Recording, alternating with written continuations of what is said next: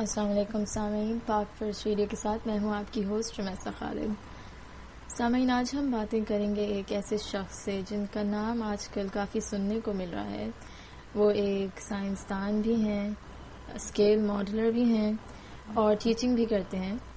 انہوں نے اپنے کاموں کے لیے مختلف سندیں حاصل کی ہیں، ایک PF پاکستان ایئر فورس کی طرف سے، یونائٹڈ نیشنز کی طرف سے بھی، اور برطانوی حکومت نے بھی ان کی صلاحیتوں کو تسلیم کیا اور ان کو ایک پریسٹیجس آفر دی، جس کے بارے میں ہم اور تفصیل میں بات کریں گے انشاءاللہ۔ میں بات کر رہی ہوں سید احمد عدنان سبزواری کی، اور وہ آج ہمارے ساتھ موجود ہیں۔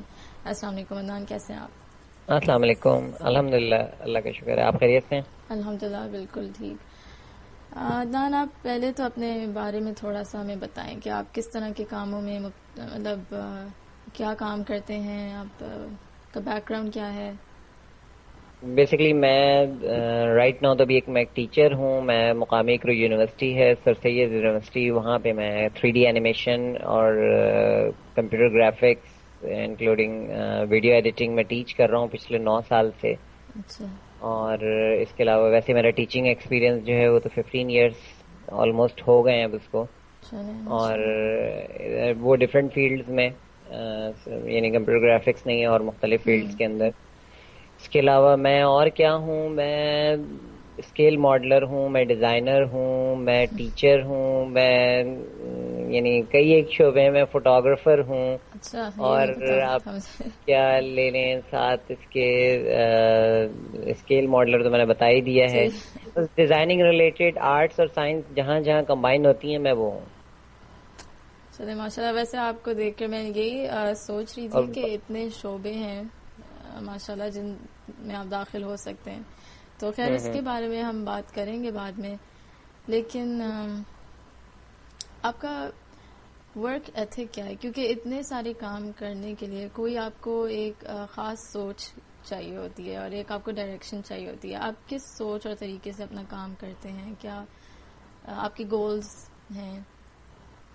بیسیکلی بچپن سے ایک چیز دماغ میں بیٹھ گئی تھی، اس لیے کہ میرے والد صاحب جو تھے مرحوم، مجھے بہت سارے قصے مسلم سائنٹسٹ کے، مختلف اسکالرس کے اور مختلف ایسے لوگوں کے جنہوں نے اپنی سرحدیں اور اپنی حدود جو ہیں ان کا تعین نہیں کیا، ان کے لیے لامحدود ریسورسز تھے، دنیا ان کے لیے اوپن تھی، جنہوں نے بہت ٹریولنگ کی، بہت ساری چیزیں، اور اس وقت کوئی یونیورسٹیز نہیں ہوا کرتی تھیں، کوئی انسٹیٹیوشنز نہیں تھے، ایکسپلور کیا چیزوں کو، اور جی آج ہم ان کو کورس میں پڑھتے ہیں۔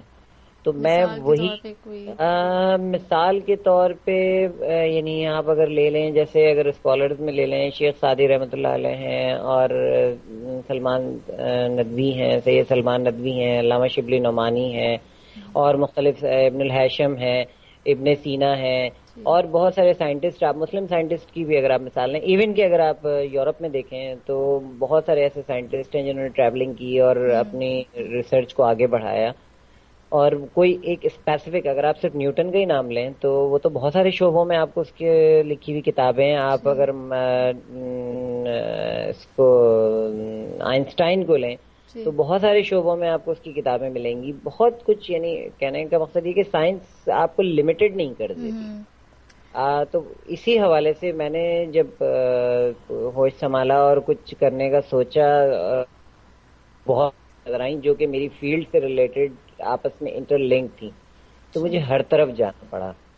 تو اب میں آگے ابھی آپ کو سمجھاتا ہوں آگے اس طرح سے میں نے مختلف، اس لیے کہ اب ہوتا ہی ہے کہ جب آپ ایک کسی پروجیکٹ پہ کام کر رہے ہوتے ہیں تو سم ٹائمز آپ کو ویلڈنگ کی بھی ضرورت پڑتی ہے، سم ٹائمز آپ کو کارپینٹری کے لیے بھی جو ہے وہ ورک شاپ جانا پڑتا ہے، سم ہر طرح ٹائمز کے آپ کو ہنر چاہیے ہوتے ہیں پینٹ آپ بھی کو۔ کرنا ہاں پڑتا ہے۔ تو اب یہ 3 ڈفرینٹ شعبے ہیں، بالکل ٹھیک ہے؟ تو اگر آپ، اور ظاہر سی بات ہے، آپ اگر کسی اور سے کام کروا رہے ہیں تو آپ سیٹسفائی نہیں ہوتے، ہاں اس کے لیے آپ کو بالکل تینوں صحیح۔ چیزیں آنی چاہیے، اس میں آپ کو مختلف تجربے کرنے چاہیے۔ تو اب ہو یہ رہا ہے الحمدللہ کہ چاہے آپ مجھ سے ویلڈنگ کروا لیں، چاہے مجھ سے پینٹ ورک کروا لیں، چاہے آپ مجھ سے کارپینٹر کے طور پہ مجھے یوز کر اچھا، لیں، اینی تھنگ کچھ لوگ جو ہوتے کہ ہیں جو کرافٹس میکنگ کے حوالے سے آتی ہے سامنے، یا ہاں اینڈ پروڈکٹ جو ہے پروڈکٹ کی طرف تو الحمدللہ کوئی نہ کوئی کوشش. اچھا سب سے بڑی بات ہے کہ اللہ تعالیٰ سے میں نے ہمیشہ ایک چیز مانگی کہ اللہ میاں میرے علم میں اضافہ کر اور بے حد کر. آمین. تو وہ دعا میری قبول ہوتی چلی گئی الحمدللہ, اور بہت ساری چیزوں میں جو سمجھنے کے دروازے ہیں نا وہ کھلتے چلے گئے. تو اس لیے میری ایک فیلڈ نہیں رہی. میں اگر گرافک ڈیزائننگ کی طرف آیا تو ظاہر سی بات ہے وہاں پہ مجھے فوٹوگرافی کی بھی ضرورت پڑی, تو میں نے اس کے اوپر بھی ہاتھ صاف کیا. اچھا میں ایک چیز بالکل واضح سب سے پہلے, شاید آپ آگے چل کے مجھ سے سوال بھی کریں تو میں پہلے ہی کلیئر کر دوں کہ میری بیسک کوالیفیکیشن جو ہے وہ ڈگری لینے کی حد تک صرف میٹرک ہے. اچھا.